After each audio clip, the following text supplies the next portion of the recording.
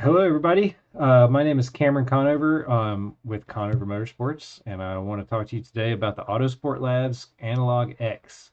This is a 4-channel analog sensor to CAN converter. So what we have here is an M8 4-pin connection. I'm sorry, M8 8-pin connection. On this side, on this connector, we have 5-volt reference, 2 pins with 5-volt reference, 2 pins with sensor grounds, and then 4 pins for your 4 different sensor inputs. So that's on this pin, this connector here. Try to get that to focus a little bit there. And then on this side, we have an M8 4-pin connector. On this side, you have 12-volt power in to power up AnalogX and your CAN communication cable. So 2 pins for CAN high and low, 12 volt and ground. So this side we can connect into our CAN bus. You may want to connect it to a CAN hub or whatever, but we have a CAN extension cable, and that'll run one nice clean cable back to your data unit. And that one single cable carries your 4 channels of information. So you can get these extension cables, half meter, 1 meter, 2 meter, 3 meter, 4 meter cables. Any of those sizes are available. So you can run this nice small cable out to an Analog X. Maybe you have uh, some temperatures and pressures that you want to take up in the front of the car, and you want to just run one nice little clean cable up there. That's the way to do it. It also allows you to expand on the channels that you have. So if you have a Race Capture Pro Mark III and it has 8 analog inputs, and you've used all 8 of those analog inputs, you need 4 more, or 8 more, or 16 more. You can do that with Analog X as well. You can stack up to 4 Analog X units on one CAN bus by changing the address. We'll look at that in just a moment. So on the input side of this, there's a couple options you have. The first option is a plug and play option, and that would be this guy, 4-way analog to digital sensor splitter. Wow, that is a tongue twister. And that would be, you connect this cable here, the M8 8-pin, connects into the sensor side, and then that gives you 1, 2, 3, 4 sensor connections.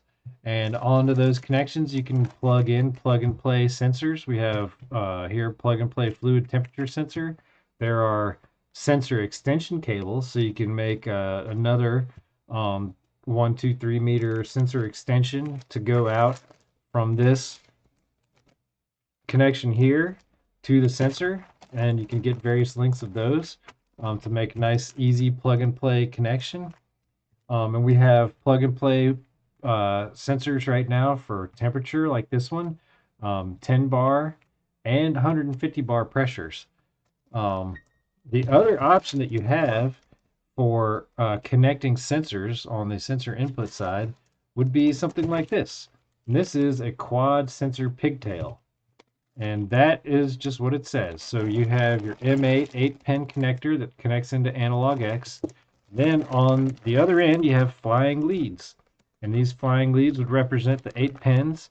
So you'll have 5-volt reference, 2 pins with 5-volt reference, 2 pins with ground, and 4 pins with the inputs for the various channels.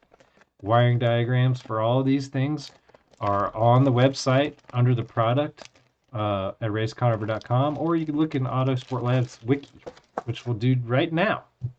Let's look at the Wiki and see just exactly what kind of information is available from Autosport Labs on this. So Analog X is very easy to connect with the preset.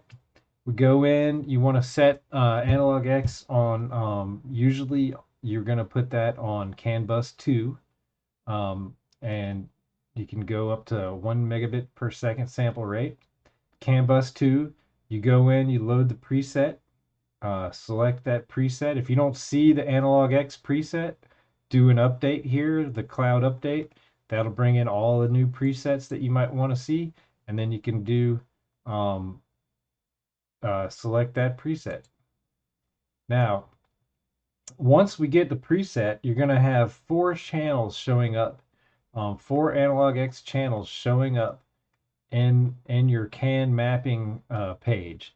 And when you go in there, you're going to need to edit the formula for the CAN mapping depending on which sensors you have. So if you have the Autosport Labs linear fluid temp sensor, this will be the right here is the formula for that.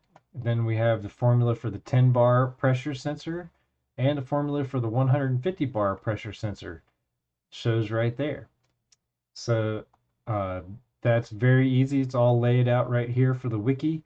Also in the wiki, we see the wiring specifications for AnalogX. Shows you each connection, as well as the dip switch settings.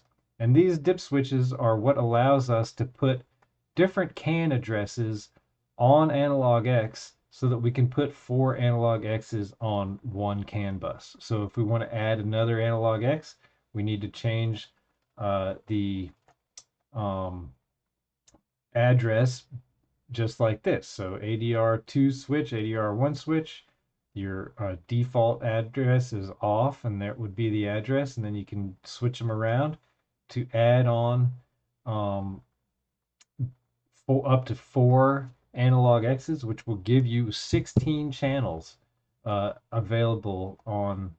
With four analog X's, you can get up to 16 analog channels extra on your CAN bus. So that's it. Really simple, awesome product, very easy to use, and we can and very, very easy to set up. I have these in stock. I have the cables, I have the sensors, I have the extension cables, I have all kinds of stuff to help you make this very easy. I'm happy to answer questions for you.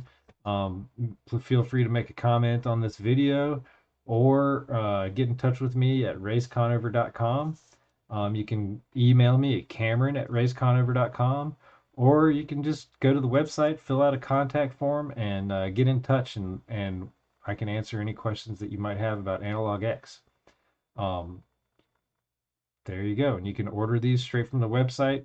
They're in stock and ready to ship. Thank you for your time, and we'll look forward to talking to you next time. I'll do a little video about TireX. Thank you.